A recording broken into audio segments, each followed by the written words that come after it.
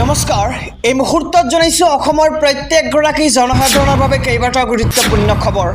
আজি হৈছে 30 জুন। আজিৰ দিনটোতে অসমৰ লগতে ভাৰতবৰ্ষৰ বিভিন্ন প্ৰান্তৰ পৰা কেইবাটাও গুৰুত্বপূৰ্ণ খবৰ যুগুত কৰা হৈছে। এই মুহূৰ্তত জনাইছো আজিৰ প্ৰথমটো খবৰেই ৰাজ্যবাসীৰ বাবে এটা ডাঙৰ খবৰ। জিঅ'ৰ পিছত এইবাৰ এয়াৰটেলৰ প্ৰতিগৰাকী গ্ৰাহক লৈ আহিল বেয়া খবৰ।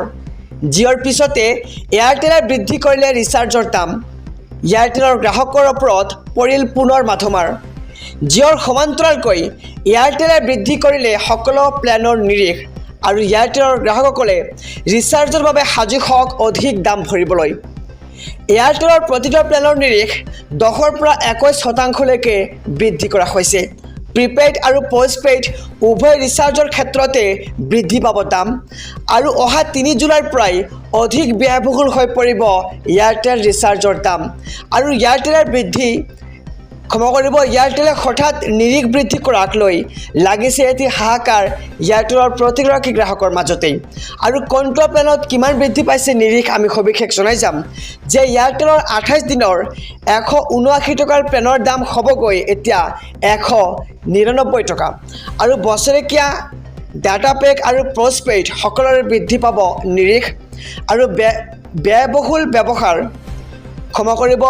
ব্যৱহাৰ 56 দিনৰ 479 টকা প্লেনৰ দাম হ'বগৈ 579 টকা আৰু 84 দিনৰ 555 টকা প্লেনৰ দাম হ'বগৈ 509 টকা। লগতে সদ্য ব্যৱহাৰ 19 টকাৰ এদিনৰ ডাটা পেক হ'বগৈ এতিয়া 22 টকা আৰু 28 দিনৰ 299 টকাৰ প্লেনৰ দাম হ'বগৈ 349 টকা।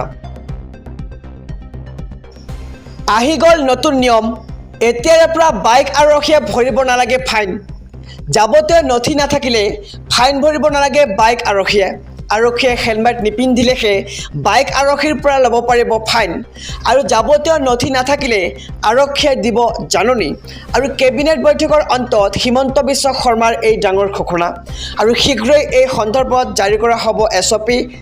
লগতে অটো ৰিক্সা ই ৰিক্সাৰ ক্ষেত্ৰতো আহি গ'ল নতুন নিয়ম। এটা অপৰাধ 4বাৰ কৰাৰ পিছতহে বিহা হ'ব জৰিমনা আৰু এতিয়াৰে পৰা বাইক আৰক্ষীয়ে ভৰিব নালাগে ফাইন। আমি খবৰটো জনাম যে যাৱতীয় নথি নাথাকিলে ফাইন ভৰিব নালাগে বাইক আৰক্ষীয়ে এতিয়াৰে পৰা আৰু আৰক্ষীয়ে কেৱল হেলমেট নিপিন্ধিলেহে বাইক আৰক্ষীৰ পৰা ল'ব পাৰিব ফাইন আৰু যাৱতীয় নথি নাথাকিলে আৰক্ষীয়ে দিব আগতে জাননী। আৰু কেবিনেট বৈঠকৰ অন্তত মুখ্যমন্ত্ৰী ডক্টৰ হিমন্ত বিশ্ব শৰ্মাৰ এই ডাঙৰ ঘোষণা আৰু শীঘ্ৰে এই সন্দৰ্ভত জাৰি কৰা হ'ব নতুন SOP। লাখ লাখ শিক্ষাৰ্থীলৈ ডাঙৰ খবৰ। কিদৰে বিনামূলীয়া নামভৰ্তিৰ সুবিধা লাভ কৰিব শিক্ষাৰ্থীসকলে। নামভৰ্তিৰ বাবে লাখ লাখ শিক্ষাৰ্থীক ধন দিব হিমন্ত বিশ্ব শৰ্মা চৰকাৰে। মহাবিদ্যালয় পৰ্যায়ত লাভ কৰিব বিনামূলীয়া নামভৰ্তিৰ সুবিধা।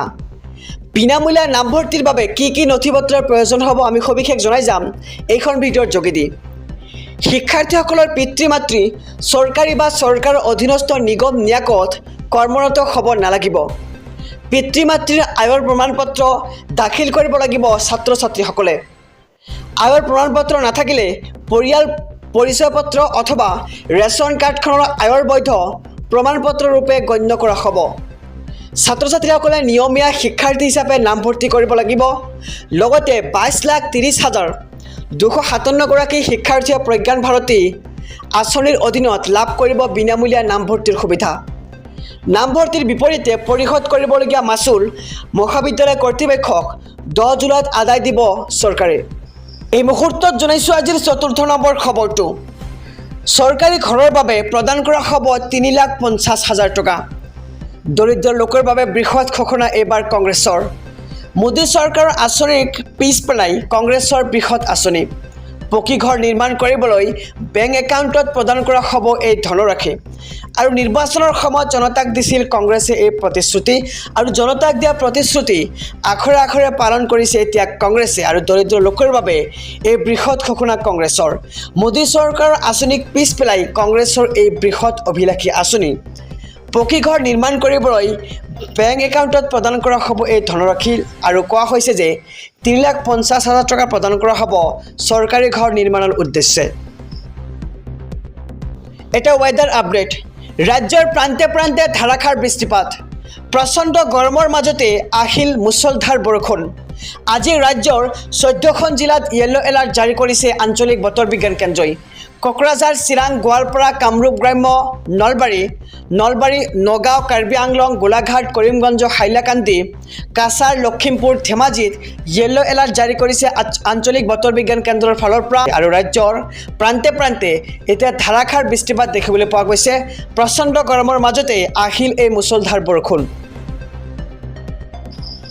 অহা 1 জুলাইৰ পৰা দেশত বলবৎ হ'ব 3খন নতুন আইন দেশত অন্ত পৰিল IPC আৰু CRPC ভাৰতীয় ন্যায় সংহিতা ভাৰতীয় নাগৰিক সুৰক্ষা সংহিতা আৰু লগতে ভাৰতীয় সাক্ষ্য আইন নতুন আইন অনুসৰি গণহত্যাত জড়িতসকলক দিয়া হ'ব ফাঁচী গণধৰ্ষণৰ ঘটনাত থাকিব মৃত্যুদণ্ডৰ শাস্তি লগতে পক্সৰ গোচৰত 2 মাহৰ ভিতৰত দিব লাগিব চাৰ্জশ্বীট আৰু মহিলাসকলে আৰক্ষী থানাত নযোৱাকৈও দিব পাৰিব ই-ফায়াৰ আৰু ৰাজদ্ৰোহৰ ধাৰা 124A ৰূপে সমাপ্ত আৰু ৰাজদ্ৰোহৰ পৰিৱৰ্তে এতিয়া দেশত থাকিব দেশদ্ৰোহ আইন পুনৰবাৰ জনাইছোঁ যে অহা 1 জুলাইৰ পৰা দেশত বলবৎ হ'ব 3খন নতুন আইন আৰু নতুন আইন অনুসৰি আৰক্ষীয়ে দিব লাগিব গ্ৰেপ্তাৰ কৰাৰ তথ্য কোনো ব্যক্তিক গ্ৰেপ্তাৰ কৰিলে পৰিয়ালক তথ্য দিব লাগিব আৰক্ষীয়ে লগতে কোনো এটা গোচৰত 90 দিনৰ ভিতৰত কি হ'ল তাৰ তথ্য গ্ৰেপ্তাৰ কৰা ব্যক্তিজনক দিব লাগিব অথবা